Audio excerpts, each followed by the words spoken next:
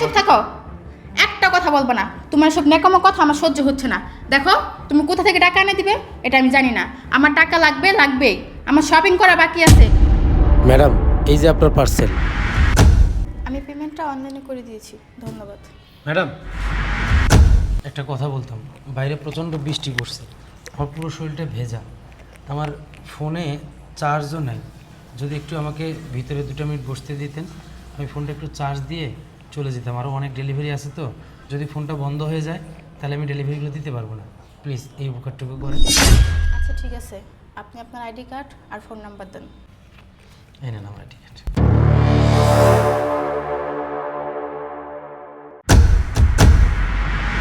আমি আপনার photo, phone number এবং আইডি কার্ডের ফটো পাঠিয়ে দিয়েছি আমার হাজব্যান্ডের কাছে আমার সেফটির জন্য।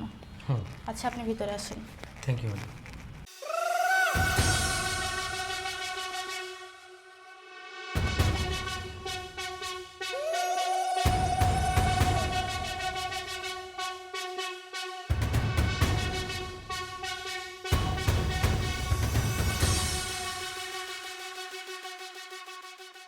এটা দিয়ে মাথাটা মুছে নিন।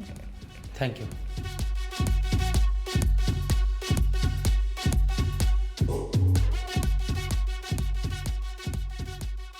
ধন্যবাদ ম্যাডাম।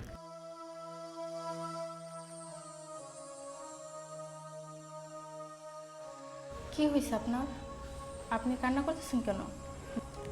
না ম্যাডাম, কান্না করতেছি না, একটা জিনিস ভাবতেছি। আপনি জানেন ম্যাডাম, জীবন সঙ্গী যদি ভালো না হয় তাহলে কোনো পুরুষেই শান্তিতে থাকতে পারে না। আমি আপনাকে দেখার পরে না খুব আবেগ আপ্লুত হয়ে যাচ্ছি। আমি আপনার বাসায় একটু সময় চাইলাম থাকার জন্য। আপনি কি সুন্দর আপনার সেফটির জন্য আমার ভোটার আইডি কার্ডের ছবি, এরপরে আমার ছবি আপনার হাজব্যান্ডের কাছে পাঠালেন। এটা মানে আসলে খুব ভালো একটা দিক। অপরিচিত কোনো মানুষকেই তো আর হুটহাট করে বাসায় জায়গা দেওয়া যায় না। আমি গত 2 বছর হলো বিয়ে করছি ম্যাডাম, প্রেম করেই বিয়ে করছি। আমি আমার বউকে নিয়ে বাবা মার সাথে থাকতে পারিনি।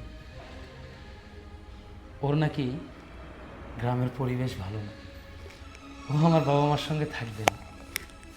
তার জন্য ওর চাহিদা মেটাতে, ওর স্বপ্ন পূরণ করার জন্য আমি শহরে আসছি। ডেলিভারি চাকরি করি।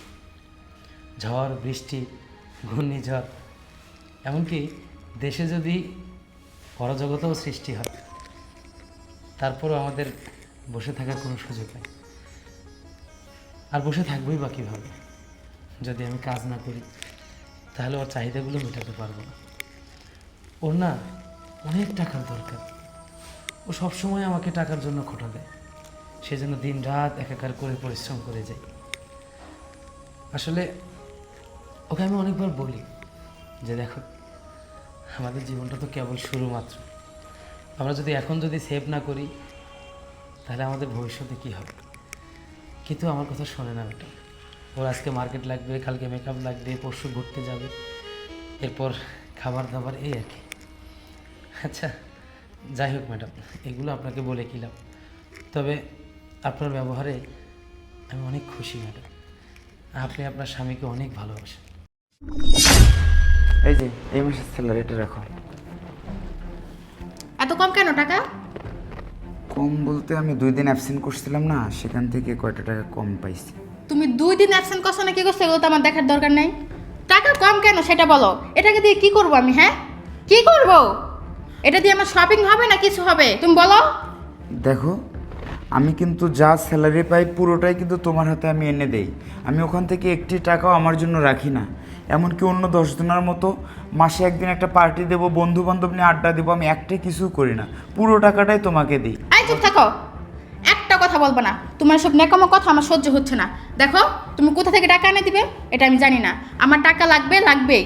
আমার শপিং করা বাকি আছে। আর এটাকে দিয়ে আমি কী করবো? হ্যাঁ কি করব? তোমার চেহারা দেখে আমি থাকবো? রাখো তোমার টাকা, এই মুহূর্তে আমার টাকা লাগবে। তুমি কোথা থেকে টাকা এনে দিবে আমি জানি না। দেখো, তোমাকে কিন্তু আমি গত মাসেও আমার বেতনের পুরো টাকাটাই দিছি। দেওয়ার পরে আমার বাবা মাকে আমি 5,000 টাকা পাঠাবো, সেটা তোমার থেকে চাইছিলাম, তুমি দিতে পারো নাই। বলছো যে আমারই শর্ট পড়ছে। এখন যে টাকাটা আমি ইনকাম করি পুরোটাই যদি আমি তোমাকে দেই, দেওয়ার পরে আমিও তো একটা মানুষ, আমারও তো 10 টাকা বাইরে খাইতে মন চায়, এবং অসুস্থ হলে 2 টাকার ওষুধ কিনতে হয়, সেটাও কিন্তু আমি আমার হাতে রাখি না তোমাকে শুধু ভালোবাসি বলে। তোমাকে এত ভালোবাসি, তোমার জন্যই আমি টাকা ইনকাম করি, তোমার হাতে পুরোটা দেই, তবুও তোমার হয় না। আমি আবার বাকি টাকা কোথায় পাবো? তোমার যদি শর্ট পড়ে আর কোথায় পাবো? আমি কি করব বলো? কোথায় পাবা সেটা আমি জানি না। আর ভালোবাসা রাখো, তোমার ভালোবাসা, তোমার ভালোবাসা দেখে তো আমি থাকবো না। আমার দরকার টাকা, বুঝতে পারো না আমার কথা? তুমি কোথা থেকে টাকা এনে দিবে সেটা আমার দেখার দরকার নেই। আমার যা চাহিদা সেটা যদি তুমি পূরণ করতে না পারো, আমি এই মুহূর্তে তোমাকে ডিভোর্স দিয়ে দিব। কারণ তোমার সাথে সংসার করার আমার কোনো ইচ্ছে নেই। যে কিনা বয়স সাধারণ চাহিদা পূরণ করতে পারে না, এমন স্বামীর আমার কোনো দরকার নেই। তুমি এই মুহূর্তে বের হও এখান থেকে। কি হলো? টেনশন করবেন না, একদম সব কিছু ঠিক হয়ে যাবে। না ম্যাডাম, টেনশন করব কেন?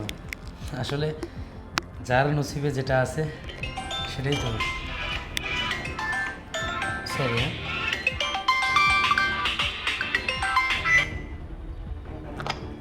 হ্যালো, হ্যাঁ। এই শোনো, আসার সময় আমার জন্য আইসক্রিম নিয়ে আসবা, আর বাইরে অনেক বৃষ্টি, তাড়াতাড়ি এসে পড়ো। ও আচ্ছা আচ্ছা, ঠিক আছে ঠিক আছে, ওকে রাখো। আচ্ছা ওকে ম্যাডাম, আসলে যা হয়েছে হয়ে যাবে, আমাকে এখন আসতে হবে। আরে দাঁড়ান, বাইরে তো এখনো বৃষ্টি হচ্ছে।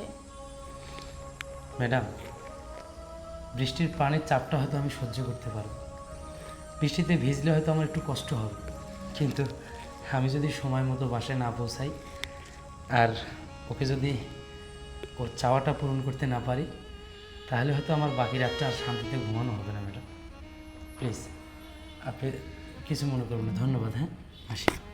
আসসালামু আলাইকুম।